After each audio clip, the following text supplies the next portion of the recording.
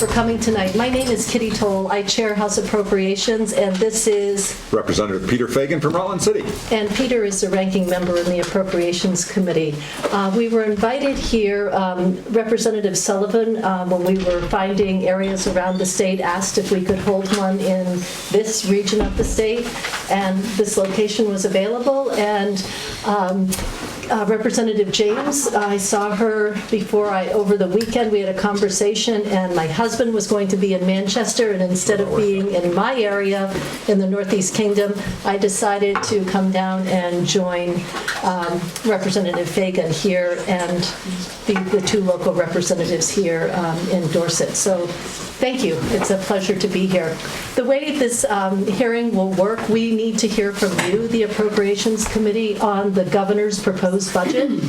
Several people have signed up. Peter will be keeping time, and I think that we will do 3 minutes of testimony. 3 minutes is longer than it sounds, and not that we don't want to hear from you. It's just it sounds like it may not be enough time for you to talk about your issues. But we will take written testimony, or you can send additional information to us. And that additional information, there's a sign here, and I posted one up on the bulletin board. Okay. You can email it to leg.state.vt.us. Please just write it down before you leave and send that along.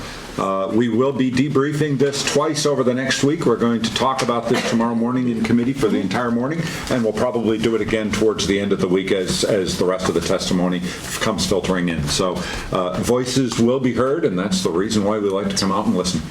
And we're holding 7 of these across the state, and they really do make a difference. When we're considering the state budget and looking where dollars are being spent, it is amazing how many the voices that we hear from Vermonters, how they do influence what we end up doing in the budget. So this is not just a formality. We really do listen, we hear, and we see where pieces will fit in the state budget.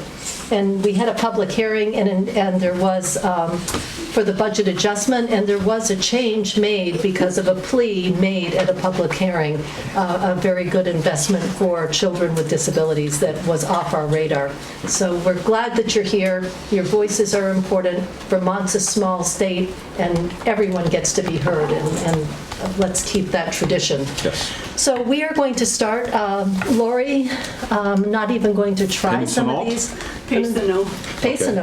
Welcome. And if you would sit here, and Peter will start the timer, and at 30 seconds, it will give you either side. It will give you the opportunity to kind of wrap up and close down your speech. Thank you. And David Flight, you'll be next. On deck. I'm ready. Hi, my name is Lori Paisano, and I'm the Parent-Child Center Coordinator for Sunrise Family Resource Center, and that's the Parent-Child Center that serves Bennington County. It is one of Vermont's 15 community-based nonprofit organizations providing prevention and early intervention services. These include parenting, housing support, education, employment support, referral, and related services. We help families build on their own strengths and provide a loving environment for their children. I would like to thank the Vermont Legislature for the one-time funding last year. The legislature voted to give a one-time funding to really help. It helped to Sunrise to really do some significant repairs to our old Victorian buildings. We're located in 5 Victorian buildings in Bennington, and they're old. Parent-child centers are the answer. Our services reduce child custody rates, fight addiction, increase family safety stability, and promote healthy child development and access to quality child care. This is prevention work, and prevention saves money. For every dollar invested in family resource centers, the state of Alabama received $4.93 in immediate and long-term consequential financial benefits. And according to a study by the University of Chicago, neighborhoods with family support centers had 26% lower rate of child abuse and neglect investigations than similar neighborhoods without them.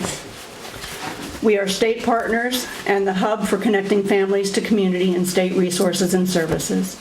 Parent-child centers are actual places in local communities across the state where families are always welcome and can always get the support they need, regardless of their economic or family status. Please support the parent-child centers, which have continued to be underfunded for decades. I ask that you support the following: the Parent-Child Center Bill S-26-3, increase the PCC Master Grant by $4 million in fiscal year 2021, and to please support one-time funding of $1.5 million to help us update our technology and continue to repair our aging buildings. And I thank you for your time and Thank you. attention. Thank you very much. I'll give you that. Thank you. You're welcome. David, you have, and John Saylor is on, will follow. Welcome, David. Thank you. Mom always said go first because you're automatically the best. Good job, Lori. Being the firstborn, I think I had an advantage. My name is Dave Flight.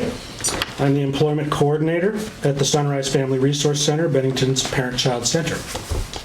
I'm here this evening in support of the appropriations from the Vermont Legislature for the continued funding of the Parent-Child Centers across the state. We ask that the total PCC Master Grant funding be increased over 3 years to the goal of $10 million annually. We also request the $1.5 million in one-time funding to continue to catch up on deferred administrative and maintenance expenses. I work as an employment coordinator at Sunrise Family Resource Center in Bennington, where I run the Job Club. Through this community partnership, our Job Club serves the participants in the Reach Up program at the Department of Economic Services as they transition towards appropriate employment for their circumstances, which gives their families and children the financial capacity to achieve increased levels of sustainable independence. Because our agency hosts this program in the heart of downtown Bennington, it's more accessible than if it were only offered at the state office building. Many of our participants are also struggling with issues of transportation, and being situated in the village, we're better able to serve those who need to be within walking distance of their homes. Additionally, many of our job clubbers have other needs beyond employment in such areas as childcare, housing, family advocacy, just to name a few. The nature of our affiliations at Sunrise Family Resource Center allows our participants to receive referrals and assistance for a wide variety of family needs. Our job club is able to meet 4 days each week and serve a much larger population for a much longer time each week than in districts without the added benefits of a parent-child center. Our job club maintains an 80% or better placement rate of all those who attend. It is for these reasons that I'm asking for your financial support of the parent-child centers in Vermont that serve our families and our children, the future of our community. Thank you very much. Thank you, David. John, welcome. And Sharon Turner, no problem. How are you? Good. Good evening.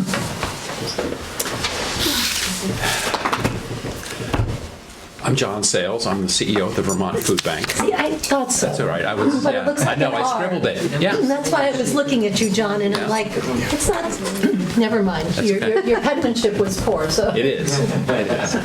So welcome. It's getting worse as I get older, too. Thank you for the opportunity to testify here in support of the Vermont Food Bank's $500,000 budget request for the Vermonters Feeding Vermonters initiative. Vermonters Feeding Vermonters is already supporting the health of our neighbors, our local farms, the environment, and the Vermont economy by purchasing local produce from Vermont growers and distributing it throughout Vermont Food Bank's network across the state. I'd like to share with you a letter of appreciation that was passed on to the food bank and written by a recipient of our Veggie Van Gogh fresh food distribution program, which distributes some of the Vermonters Feeding Vermonters produce. This woman said, I am an employee at Southwest Medical Center in Bennington, Vermont. I first heard about Veggie Van Gogh through the Vermont Food Bank in our newsletter at the hospital. I was skeptical to go at first because I'm not homeless and I have a job. I expressed my feelings to a coworker who encouraged me to go. I'm so glad I did. Although I have a great job and I am not homeless, I still struggle to make ends meet. I have 3 children under the age of 6. Needless to say, I have some hungry mouths to feed, and keeping up is hard to do. With the help of Veggie Van Gogh, I am able to supplement with fresh fruits, veggies, yogurts, and other nutritional foods. Thanks to this awesome program, my children are able to have healthy snacks, and I'm able to cook healthier meals. Access to this program has certainly certainly relieved a little of my financial burden as well. I'm very grateful for this program and the volunteers who make it happen. Thank you so much. Happy employee. A $500,000 investment by the state in Vermonters Feeding Vermonters will result in more well-nourished kids and happy employees with less of a financial burden. And I look forward to working with the legislature to dramatically expand this program and the impact of fresh local food with this $500,000 investment. I also want to note that we heard the parent-child centers, which are amazing, and the parent-child center in Rutland is actually a network partner of the food bank and gets some of that fresh food and distributes it right in your community. John, I met you last year at the warehouse there, and I was looking at you trying to figure out where I had known you from. Yeah, I don't know. I may have had more hair then. Didn't we all? Didn't we all? Didn't connect. It's okay. I just didn't connect SAYLER with sales. Sharon Turner and then Martha Carey. Thank you.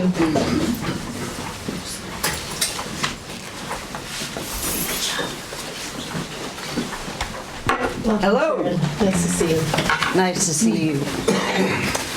My name is Sharon Turner, and I'm from Danby. I'm a parent of a special needs adult who is thriving. Why? Because we and early childhood education met her needs and helped her to grow her brain in the birth to 5 years. I was struck the other day when I saw a sign at the gas station that said help wanted, $13 to $15 an hour. I just met an early child care educator who was a custodian, and I found out she made $12.80 an hour as a worker at a daycare center, no benefits, and had to work this second job to get by. Oh, no. We could lose our really good, hard-working early child care educators who are motivated to help our children to the gas stations and other jobs because they aren't paid enough. There is a shortage. I've heard 8-month wait time for quality birth to 5 child care, or no quality early child care education centers near where they need to be. How can we fill this void at that wage? And I have heard from parents they cannot afford to pay any more. In order for our birth to 5-year-olds to thrive as adults, not be unemployed or homeless or in prison, and stay in this state, we need to support early brain development with the best experiences possible. We need to support TEACH scholarships, student loan forgiveness, and wage breaks for early childhood educators. And I just wanted to thank you for your time and consideration of our birth to 5 early educators. Thank you. Thank you. Thank you. Will you take that? Thank you. Martha, Carrie, and Michelle Pagan? Pagan. You'll be, you'll follow. Yeah. I'm sorry, you were before me, but yeah. Welcome. Thank you. Hi, my name is Martha Carey, and I am here to express support for new state funding in the amount of $500,000 for the Vermont Food Bank to scale up their Vermonters Feeding Vermonters initiative. I am the administrator of the Community Food Cupboard, which is located in Manchester, and we are a food shelf that serves hundreds of families from 16 towns right around here. In the many years that I have worked at the Food Cupboard, I've seen time and time again that when times are tight, one of the first things that people cut back on is groceries, because you can, unlike a lot of other expenses. And often people do cut back on their grocery bill by eliminating fresh produce. This program will help so many of our neighbors by giving them access to Vermont's abundant harvest at the time when they need it the most. And it will ensure access to a healthy diet, which will support better health outcomes and better school performance for our children. In addition, this program will help support local farmers who also struggle to make ends meet, keeping our food dollars here in Vermont and helping a strong local economy and helping to maintain our cherished agricultural landscape for all of us. Thank you. Thank you. Do you mind if I... Thank you. It's just we can go back and refer to it if we need this. Michelle, thank you, and Sarah Reed, you'll follow. Thank you, Peter. Thank you. I'm Michelle Pagan. I'm one of the board members of the Southwestern Vermont Council on Aging. In a nutshell, what we do is help senior citizens age in place. We all look forward to doing that, and we're all going to be old someday. I'm not old yet. A lot of people here are not old yet, but we all are going to be. So I can't imagine that the state would decide it's a good idea to cut funding to our program. We're going to be asking, not for any more this year, but $1,700 alone from Dorset, just from Dorset, same as last year. So we're not asking for any increase, we're just asking that it continue at the same level as last year. The program is also called Aging Well up in Essex Junction. It's called the Central Vermont Council on Aging. It's called the Northeast Kingdom Council on Aging. This one that I'm with, the Southwestern Vermont, which covers Bennington and Rutland. Senior Solutions out of Springfield, and the Vermont Center for Independent Living. And I have a personal story. A personal friend of mine here in East Dorset is a single person, just the same age as I am. But she never married, never had any children, worked for the Vermont Country Store all her life. Her only brother has already passed. She's living all by herself. And she said when she retired from the Vermont Country Store, they said to her, oh, and she's a cancer survivor. So she has many medical prescriptions and visits, etc. And they said to her, be sure to go to the Council on Aging and they'll set you right up. And she did. She made an appointment, went down to the Bennington office, and they really set her up financially so that she doesn't have to worry about which insurance company she should go with, etc. And so that was unsolicited, but that was her personal testimony as to what her experience has been with the Council on Aging. So I would just ask for your continued support statewide, and especially for here in Bennington and Rutland. Thank you. Thank you.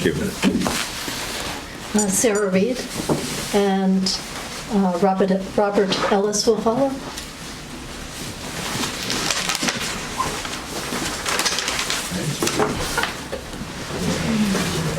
Welcome, sir. Hi there.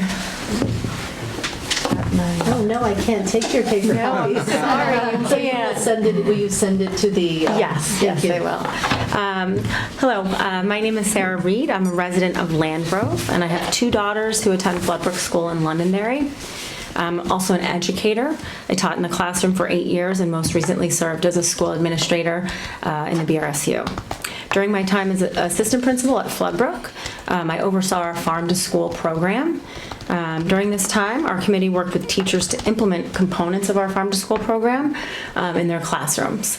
I'm here this evening to encourage the continued funding of Farm to School programming throughout the state. As an educator, at any level or in any content area, the goal is always the same. It's to reach a very high level of student engagement. It's very simple. If students are engaged in a meaningful way, high and complex levels of learning will take place. That is the sweet spot in education that all teachers are striving for. And it's also where all the magic happens. When kids are engaged, it's incredible what can happen in a classroom. From both my own observations and from teacher feedback, students at Floodbrook were naturally engaged with the curriculum aligned to the Farm to School program. The content is naturally authentic and relevant for kids, which are two of, again, the most important aspects of teaching, that content be relevant, that it be authentic. Kids love learning about food and food systems. Kids love to grow the food that they will eat. They love to cook food. They love, when they're young, they love to play with food. It's no big surprise. It continues. They love to eat food, and they love to serve food that they have prepared to people around them. Food taps into the basic human experience that we all share. It's as authentic and relevant as it gets. And in fact, the only other topic that gets more engagement from kids, I think, as an elementary school person, is anytime we learn about the human body. It's the same. It's authentic. It's relevant to them. So in addition, because of the hard work on part of Farm to School pioneers across the state, the programming aligns beautifully with standards that our teachers know and already teach, and that includes Common Core and Next Generation Science standards. Easy connections can be made across all content areas: math, social sciences, the arts, etc., ELA.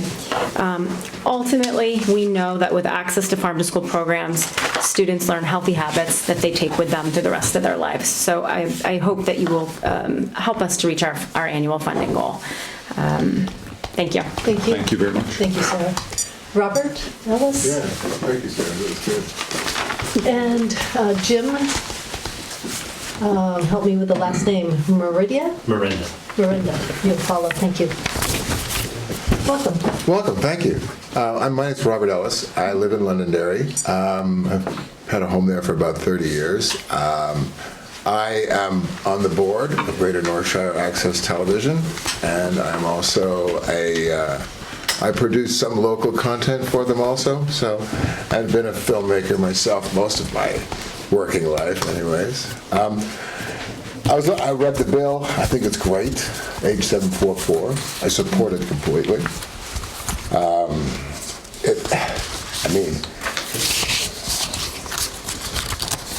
Just reading through the findings, PEG access television extends the concept of participatory democracy by providing not only a window to state and local government proceedings, but also a forum for citizens to voice their viewpoints, opportunities for lifelong learning and cultural exchange. That says it all to me. That's why I support the bill. There's a lot of other things in here, wonderful things, ambitious things to do. The fact that we could probably bring together 25 media centers in the country and share this content is great. What's happening here right now? That's it. So it's got my support 100%. I hope it's got yours. It's $100,000 to get it started. But I think money well spent. We may need more. We also need money to support the funds that are being lost currently to some of these. Everyone's different, but we do need to replace that money, and that's probably, like, just this year alone is probably about $500,000. And I think each year we're going to see more because the cable companies are really trying to erode away their responsibility. I've been following local cable since 1970. I was involved in creating guidelines in Canada for local programming. It works a little different there than it does here, but the value is still the same. It's all about social change and being able to reach out. So I support 100%. I hope it has yours too. I just want to clarify, that bill is in House Energy and Technology, so it's not in House Appropriations yet to consider. But it will be. Well, right. So my advice to you is to contact the chair and the members of House Energy and Technology, because that's where the movement of the bill will start. And only 15% of bills in a biennium actually pass. So it still has an uphill climb. We need this, guys, and we really do. So reach out to that committee and All right. find out the status, We'll do and you that. can even ask the committee assistant if you'd like to go in and testify Yes. when they bring the bill up. Okay. Got it. Thank you very much for your time. Thank you. Appreciate it. Thank you, Robert. Jim, welcome, and Liz Ruffin? Did I say that correctly? You did. Excellent. Well, understanding all that, I am also speaking on the same bill. Okay. I'm Jim Miranda from Dorset. In fact, I live a mile up the road, so welcome to East Dorset. you. I'm speaking in support of PEG Access Study Bill 744. I wouldn't call myself a professional videographer like the gentleman just spoke, but I filmed, edited, and produced videos including school programs, youth and high school sports, and historical lectures, all of which have aired on our local PEG station, GNAT-TV. I'm a business underwriter of GNAT-TV, and all the filming I've done has been as a volunteer. I most enjoy seeing students on our stations because kids are very excited about being on TV, unlike me, even for just a fleeting moment. I became most aware of the value of our station when I was a Dorset School Board member. I continue to believe that government recordings are invaluable to our residents, especially now that we are part of a much broader school district. It's physically challenging to get to many of our school board meetings.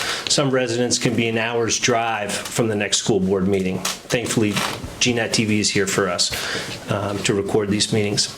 It would be impossible to replicate the coverage of government meetings, and for that alone, this is a resource that I feel needs to be preserved. But the non-government content is equally important to the fabric of our community. For example, the GNAT News Project fills an important hole in news coverage in our area and allows us viewers to connect with local events. The public and educational content, both locally and from other PEG stations, allows us to participate in discussions here and throughout the state, including coverage of events in Montpelier. So in summary, we consume information and we connect via television and the internet, and the work being done by our PEG stations is vital for the 21st century connections that we have.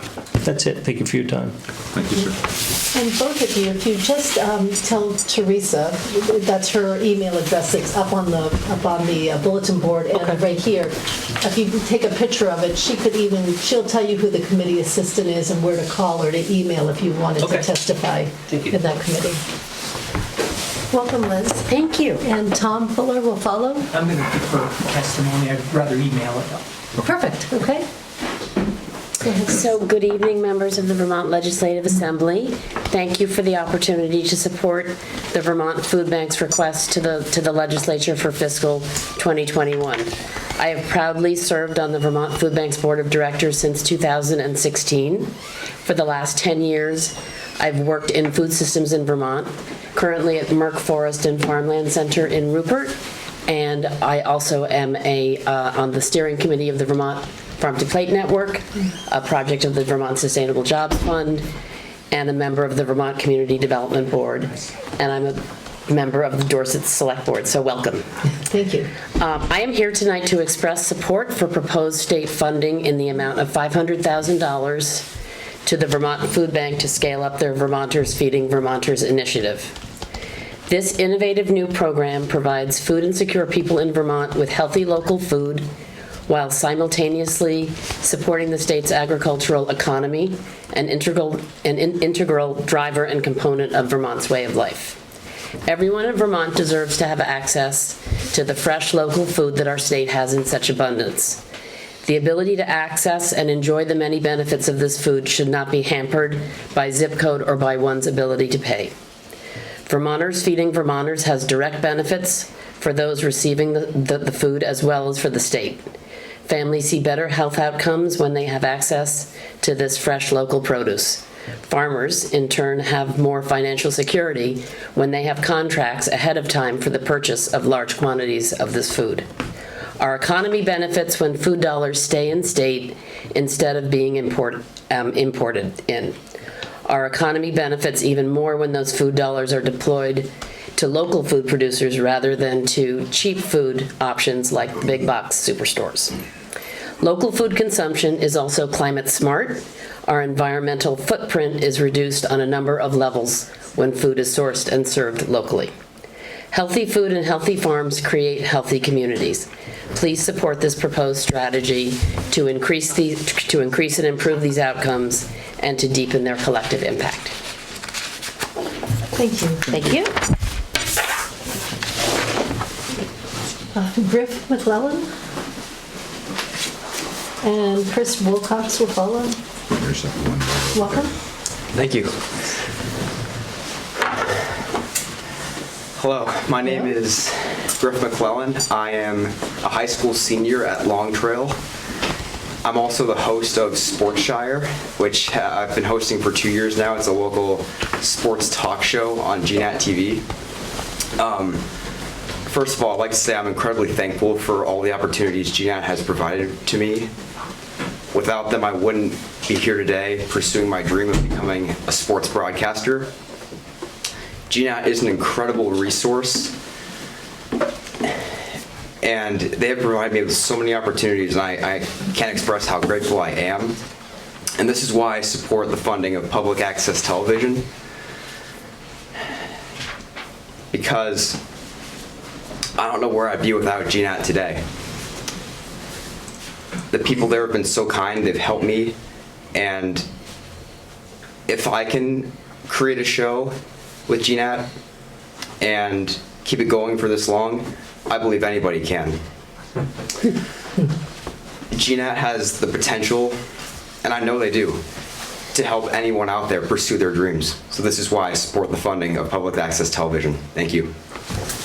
Griff, thank you very much. Will you be here at the end of the meeting, or are you leaving? I'm leaving. Okay.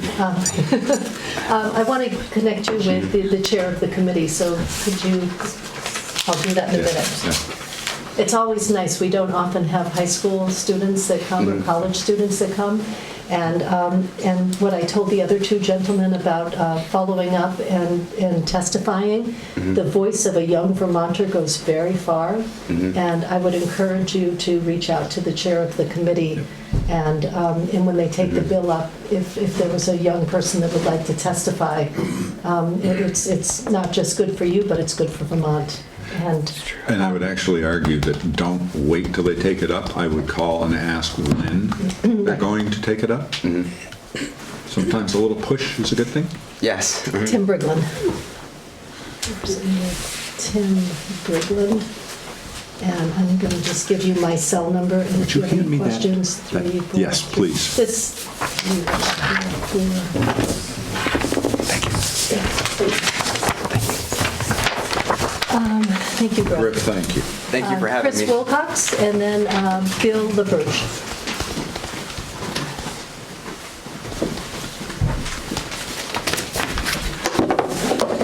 Oh, I know what this is. Sorry, I didn't bring ice cream. Vermont Working Lands Enterprise Board. Yes. Welcome. Hi, my name is Chris Wilcox. I operate Wilcox Ice Cream together with my father, who is 77 and still going strong, and my brother. And I'm 5th generation in our company. We've been in business in Vermont since the early 1800s, but have documentation back to 1889. We are the oldest manufacturer of ice cream in the state of Vermont, which is why our company corporate name is Vermont's Original Ice Cream. And in 2001, we found ourselves facing a fire that destroyed our facility. It also destroyed my uncle's operation of a milking and dairy operation. We were not insured properly, and so we retrofitted a truck to travel and take us to places that we could rent time on machines and to keep our label alive. And my dad and I did this for 15 years. All the while trying to grow our business. And we grew our business literally with tractor trailers housing our product and a wooden loading dock. So about 2014, we decided to really start pursuing building another building. And we were put in touch with the Working Lands Enterprise Board. And so we applied for a grant and were granted a grant. What the grant did for us is it was effectively our cash down. We were doing our business plan with Small Business Development Corp, and we put that together, and the grant gave us the money that we needed that we couldn't borrow. We had to have something down to be able to start that operation again. So we found an existing building in East Arlington, technically Sunderland, or next door to Green Mountain Power, and it was a commercial building that was vacant. And so we were able to, with the Working Lands Enterprise Board grant and borrowing money, retrofit part of the building for a production room. And it's a 2,500 square foot space just for production. And when we got that all completed, we also were trying to embark and actually buy the building, which we were able to do, and retrofit the rest of the building to be a 4,000 square foot freezer to house our product, and loading dock, all the other necessary components to do with production and distribution. So without the Working Lands Enterprise Board grant, we effectively would still be where we were for 15 years of not having a building. So we have kind of perseverance tattooed on our forehead. I brought with me a few of the goals that we had set forth in our application for the Working Lands Enterprise Board grant, and would like to share a little bit about how we've reached those goals. So the initial part of our project, it was about $150,000 to retrofit the room, and we had $16,000 from Working Lands Enterprise Board, so that's how that kind of added up. Total project costs were pretty close to $1 million. So it was this very small piece that was crucial in beginning the project to then have it all unfold as it did. Some of our goals that we set forth, the new production room would allow us to pursue sales to Vermont colleges that had expressed interest in product, and a set of events unfolded. My father went to University of Vermont, and they contacted us wanting the students to have a value-added product. They wanted to be able to put their hand on something that had come from the milk that's on the Miller farm as part of UVM today.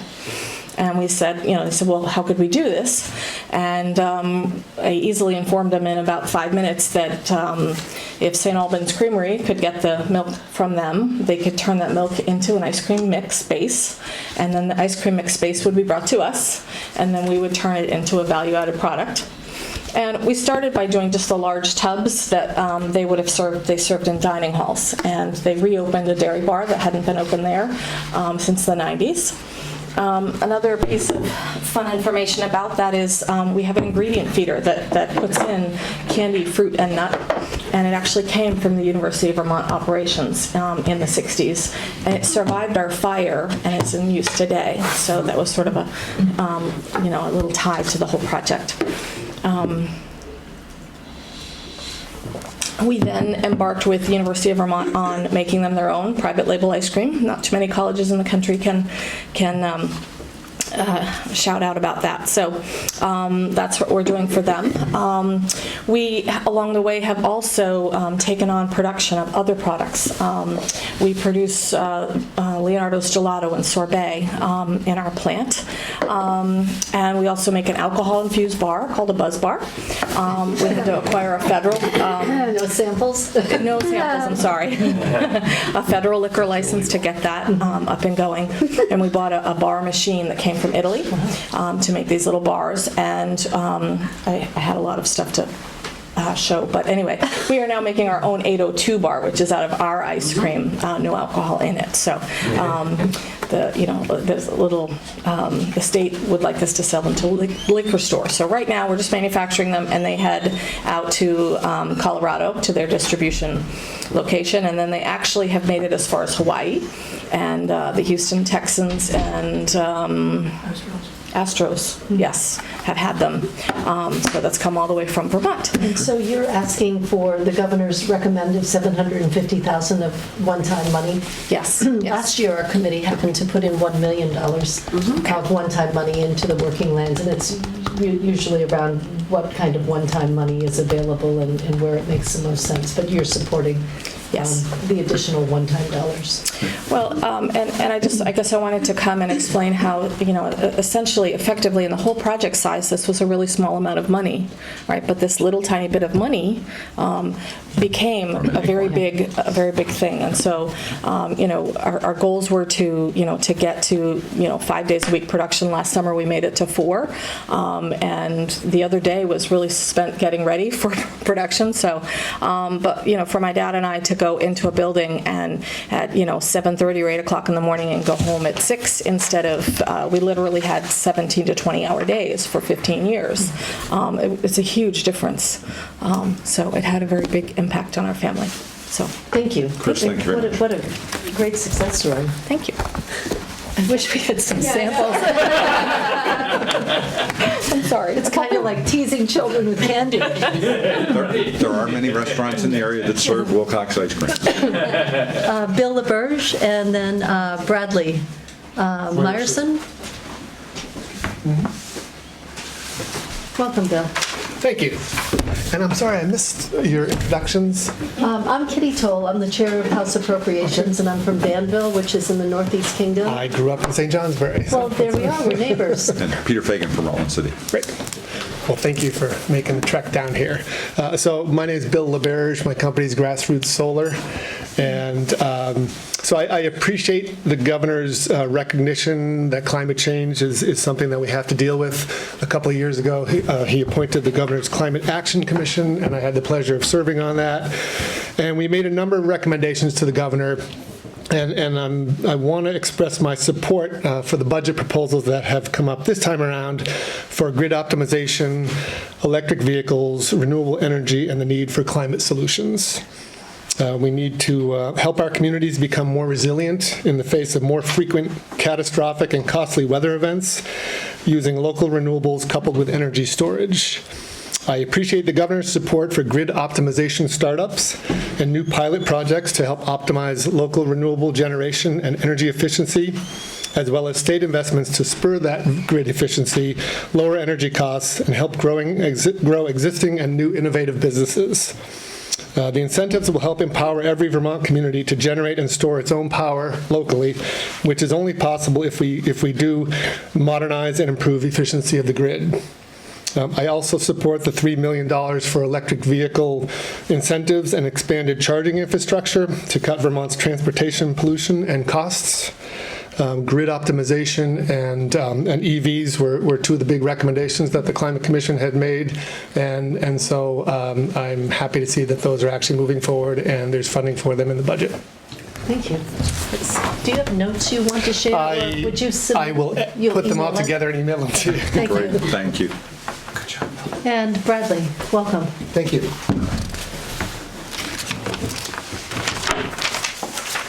My name is Bradley Meyerson. I currently live in East Dorset. I've been a practicing attorney in Manchester for 37 years.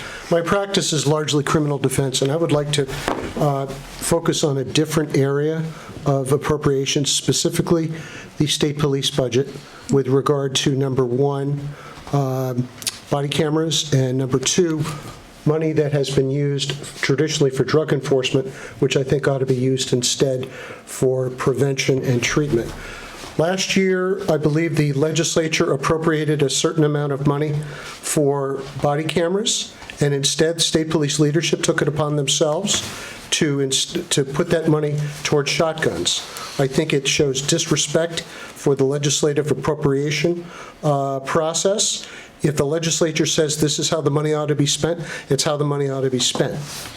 And I'm asking that with regard to body cameras, it is extremely important in terms of police accountability and transparency, both for the police and for the public. And as a practicing criminal defense attorney, I can't tell you how often body cameras have made the difference in someone's whether someone is guilty or not. So I would ask that the Appropriations Committee insist that the state police take the money that was appropriated for body cameras, use it toward body cameras. My second issue is with regard to state police money that is used for drug enforcement and interdiction. There is a significant amount of federal funds that are received by the Department of Public Safety annually that is used for drug enforcement and interdiction. I would hope that when you look at the state police budget, those amounts are broken down, all right? We have been following the same outmoded method of drug enforcement for years. It hasn't made a dent in the flow of drugs into Vermont or the cost of those drugs. I would ask instead of throwing money year after year into this outmoded method of dealing with the flow of drugs into Vermont, we instead divert some of that money, if not a majority of it, from the state police drug enforcement funds for the drug task forces. Put it instead toward funding drug treatment, education, prevention, and for treatment and counseling. We need more drug treatment and counseling providers in this state, certainly more for alcohol. And it puts folks in an impossible situation who are suffering from addiction issues, and they can't even get in to see a counselor, let alone afford one. In the meantime, we're throwing hundreds of thousands of dollars toward the Department of Public Safety for ineffective drug enforcement that just does nothing to stem the flow of drugs into Vermont or the cost of those drugs. I would ask you to consider that treatment, counseling, is a more effective way to use scarce public money than putting it towards year after year drug enforcement through the Department of State Police. Thank you. Thank you. You want to bring that back to Nita? She has that budget. Okay. Is there anyone else that would like to testify that did not have the opportunity, or we have a few more minutes that have anything that they would like to add? Well, thank you very much for coming out tonight. As I said earlier, it truly is important. We need to hear from Vermonters, and it does make a difference in the budgeting process. I'm so happy to still be in Vermont, where communities can hear from their representatives and even from their governor. You can walk into the State House at on any certain time, and you'll see the governor walking through the halls, or the lieutenant governor in the cafeteria eating. And in most other state houses, you don't have that opportunity, and you just get to walk right in. I don't think there's any other state house in the country where you can just walk in and you have full access to everyone who is working there. As I mentioned earlier, if there's a specific topic or a bill, use the legislative website or contact one of us to help you navigate. And we love to have Vermonters testify on bills. And, whether it's, with the state police, when they're in testifying in government operations, you just missed them. They were in our committee on Friday, but we will get this message back. Or an energy and technology bill or an education bill. Vermonters are in all the time, and voices are important to hear. And I did not mean to give the one young Vermonter more attention, but it is so unusual to have young Vermonters, and especially kids at the high school level, that will take the time and come in. And I just want to make sure that we encourage them to stay involved and active, and not just shun them away, because if you push them away, they won't come back again. And those are the voices that we really need to hear from, because they're going to be taking care of all of us. And as Liz said, she just left in not too long a time. But thank you. It was a nice drive down from the Kingdom, and I'm enjoying your part of the state.